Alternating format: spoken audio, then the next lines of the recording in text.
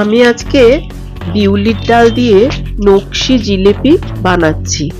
বিউলির ডালটা ভিজিয়ে রেখেছিলাম কিছুক্ষণ, তারপরে এটা বাটিতে নিয়ে নিয়েছি, বেটে মিক্সিতে বেটে এটা বাটিতে নিয়ে নিয়েছি। এর মধ্যে দিলাম 2 টেবিল চামচ চালের গুঁড়ো, একটু দিয়েছি বেকিং সোডা, 1 চিমটি নুন, আর দিয়েছি একটু হলুদের গুঁড়ো কালার করার জন্য। আর এই যে রসটা আমার ছিল রসগোল্লার রস, এর মধ্যে আমি একটু জাফরান ছিল তাই জাফরানটা দিয়ে দিয়েছি।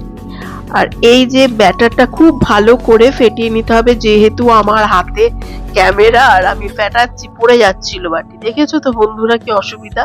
আচ্ছা যাই হোক, খুব ভালো করে তোমার এই ব্যাটারটা ভালো করে ফেটিয়ে তার মধ্যে একটু হলুদের গুঁড়ো দিয়ে আবার ফেটিয়ে নিতে হবে। এই যে ফাইনাল যে ব্যাটারটা হয়েছে এইটা, তারপরে তুমি একটা যে কোনো কিছুতে নিয়ে এটাকে দিতে পারো। আমি একটা দুধের প্যাকেটে ভরে এটা ইচ্ছে মতো ঘুরিয়ে ঘুরিয়ে করেছি নকশা, মানে ঠিক জিলিপি যেরকম হয় সেরকম কিন্তু না, যা ইচ্ছে মতো করেছি এবং একটা একটা করে ভেজেছি।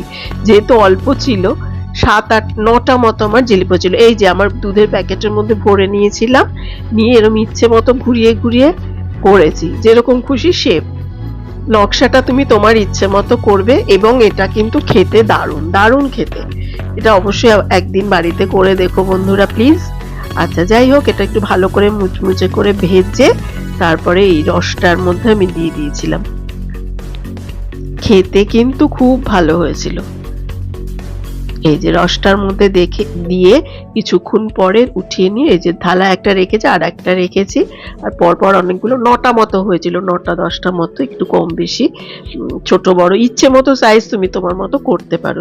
আর যে কোনো প্যাকেটের মধ্যে একটু ভরে নিতে পারো, বা তোমার কাছে প্লাস্টিকের পেপার ব্যাগ থাকলেও হবে,